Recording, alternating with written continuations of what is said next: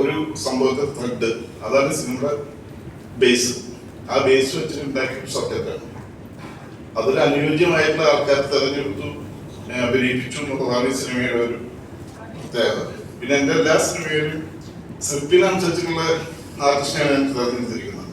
പേരക്കൂട്ടായാലും അഗ്നക്ഷത്രായാലും സമയോടായാലും പറയാൻ ബാക്കി വെച്ചത് ഈ സിനിമകളൊക്കെ ഞാൻ ചെയ്തതും ആ രീതിയിലാണ്.